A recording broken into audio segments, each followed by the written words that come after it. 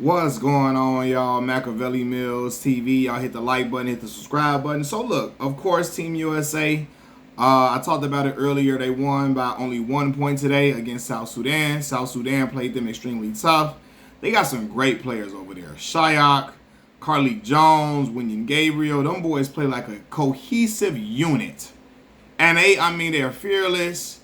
They hit great shots in transition. They rebound the ball well. They're scrappy. They was tough, right? But anyway, Team USA had a lot of different holes within their game. Steve Kerr is trying to coach them like they're still the Golden State Warriors, which is crazy. But anyway, after the game, when I saw people saying stuff like, this is why they'll never be the '92 Dream Team. The Dream Team would have never let this happen to them. This is why they'll never be no better team than the Dream Team. The Dream Team was beating everybody by 50 plus, etc. Y'all have got to remember, when the Dream Team was playing, bro, the field was garbage. When it was the Dream Team versus the field was trash, bro. Like they was playing against an Angola team where me, you, your mama, and your cousin too would have started. Seriously. Like a lot of these teams they was playing, there's no disrespect to the great Michael Jordan, Scottie Pippen, Charles Barkley, Larry Bird, Magic Johnson, Karl Malone, even though he be on that bullshit. John Stockton, none of them. Not trying to disrespect that squad. They had an amazing crop of talent on that team. What I'm saying is when they were playing Olympic basketball, a lot of the teams they were playing against, they had countries where certain players and teams just started playing basketball a few years prior to that. How you just started playing basketball 2 years ago and you think you're going to beat Michael Jordan, Clyde Drexler, Magic Johnson, and Scottie Pippen, and come on, bro. It's not going to happen. Patrick Ewing, them. You're not beating them. You're not. So I think it's not a fair comparison to try to make the comparison between the Dream Team and teams of today. The Dream Team would have had, they weren't playing nowhere near the competition that Team USA is playing now. They weren't playing nowhere near the competition. The world hadn't caught up to USA basketball at that point, right? The world didn't have the skilled players that they have now. Basketball was not an international sport for real at that point. Once again, man, and this is a credit to Michael Jordan. A lot of them dudes on them other teams like Angola started playing basketball because they saw Michael Jordan. They saw like the basketball, the NBA's brand started to increase, and they saw players like, Magic Johnson and Michael Jordan and Larry Bird and all them, and they wanted to start playing because of those guys. And that was during recent years, around that time period. Man, they going against dudes and they going against teams where, again, men started playing basketball 2-3 years ago. Some of them a year ago, 6 months prior to that, probably, some of them. So, of course, Team USA was busting everybody and whooping them.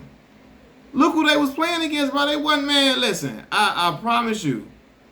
A lot of them teams, man, me and some of y'all would have been starting on some of them teams they was playing. Like, seriously.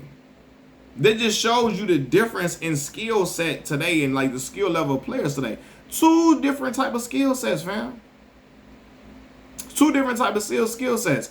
And I know a lot of people don't want to talk about it or recognize that, but like, man, I'm not trying to hate on the Dream Team. What they accomplished was outstanding. But the competition was nowhere near today's competition, bro. If Michael Jordan was playing some of the talent today, they would run into some problems too. I'm not saying they wouldn't beat the team, because I'm sure they would, but the games would have been a lot closer. You would have saw some games where Michael Jordan had to pull out some heroics to get them out of there. Scottie Pippen would have had to tap a few loose basketballs back out to kick the guys for open threes to kind of give USA some breathing room at some point. Like, bro, I'm telling y'all, like, it wouldn't be as easy peasy if they were playing the talent that the team like Team USA is playing now. Two different type of basketball players during that time period internationally. And y'all know that. So you can't holler out the Dream Team would have never let this happen. We don't know. The Dream Team wasn't playing nobody nowhere near as good like this. They wasn't. Even if they ran against some really good teams that had been playing well and doing well professionally or doing well in Olympic play, because 92 was the first year that professional players could play on Team USA team. That was the first year that professional players were playing on them team, on the USA team. And like, yeah, y'all can say, well, the other teams was winning and all of that. They weren't playing against the NBA crop of talent, bro. They was not. They were not. And when they did it, they often were like shell shocked. They were in awe, starstruck of these players, of the Team USA talent. They never been on the court with them, never thought they could be on the court with them. They were starstruck. They were scared out of their mind, deer in headlights, because they just started playing basketball, right? Like not too much before playing in the Olympics.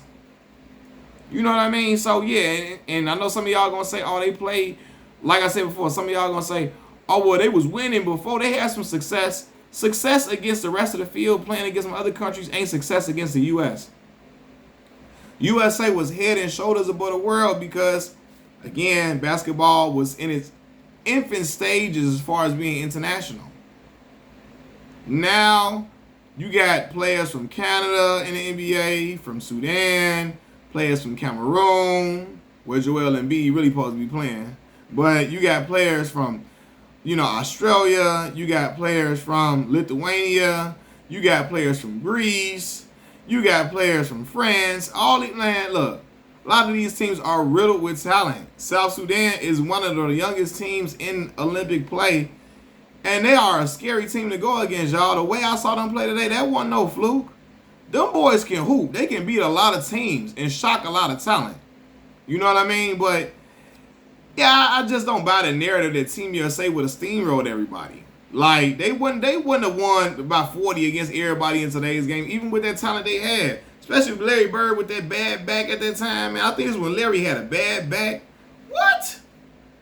They would have, I'm not saying they wouldn't have won. It's just, no, man. They wasn't going to be blowing by, bowling over everybody. This see, Michael Jordan would never let this happen. Man, listen.